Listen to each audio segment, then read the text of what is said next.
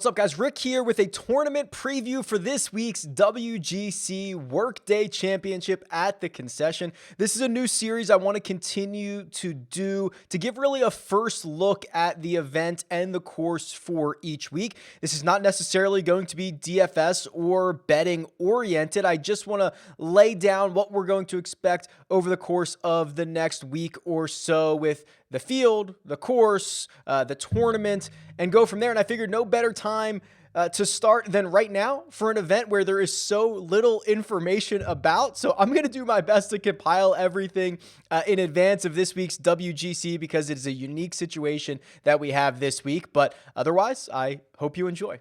This event, this WGC event, would have normally been the Mexico Championship. It would have been played at Chapultepec, but with travel restrictions and COVID, the logistics of that were just too much. So the tour moved this event to Bradenton, Florida, to the Concession Golf Club, which is a private course renowned in the state of Florida. And we start our Florida swing early. Now, 4 straight events in Florida over the course of the next 4 weeks. There are plans. They're going to work towards bringing this back to Mexico, back to Chapultepec in 2022. But for now, we are at the Concession Golf Club.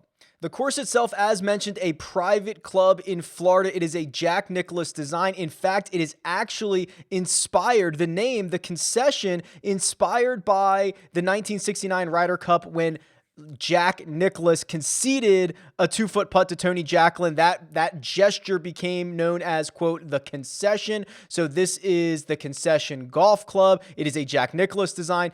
There is not an official scorecard out at the moment, but in theory, this could play to a par 72. It could be stretched out to 7,474 yards. Obviously, the yardage may vary. Sometimes on the PGA Tour, we see a par 5 turned into a par 4, for example. But as of right now, par 72 is what I'm expecting. That could change, obviously, because it's the first time we've ever played here. There hasn't been an official scorecard laid out yet, and we'll keep an eye on that for later in the week.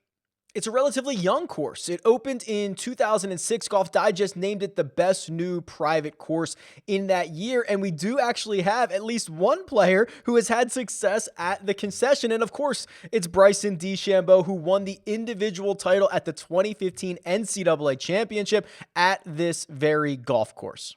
Bryson DeChambeau won't be the only big name in the field this week. In fact, every single player in the top 10 of the official World Golf Rankings is going to tee it up in Florida this week. We're getting the return of Sungjae Im, Daniel Berger back in action, while Rory McIlroy, Justin Thomas, and Bryson DeChambeau all look to bounce back off of missed cuts at the Genesis Invitational last week. Technically, Patrick Reed is your defending champion. Obviously, he won this in Mexico last year, and because the tournament history travels with the events, Patrick Reed, technically your defending champion, but obviously everyone is going to be new to the Concession this week.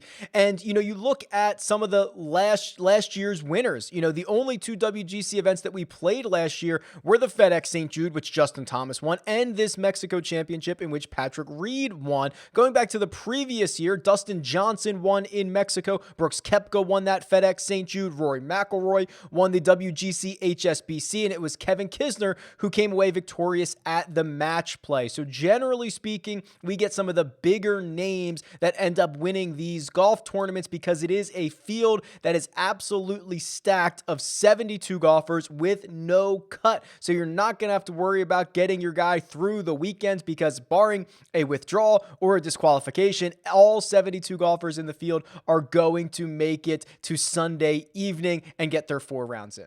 This $10.5 million purse is one of the largest purses of the year, and the winner share is going to be sizable. It was Patrick Reed who won $1.8 million at this event last year, so it is going to be a big one for your one and dones, and there's just a lot of money in play for this week. As with all weeks, I will direct you to the rest of the content that's going to come out over the next 6 or 7 days. But this week, more than ever, things might change. We might find out a lot more information about this golf course that we're using for the first time. We might find out things about the field, what they've been up to, what they haven't been doing. So be sure to check out the rest of the content over the course of the next few days and enjoy the week. Tweet me at RickRunGood. Leave a comment below and best of luck. I'll talk to you guys soon.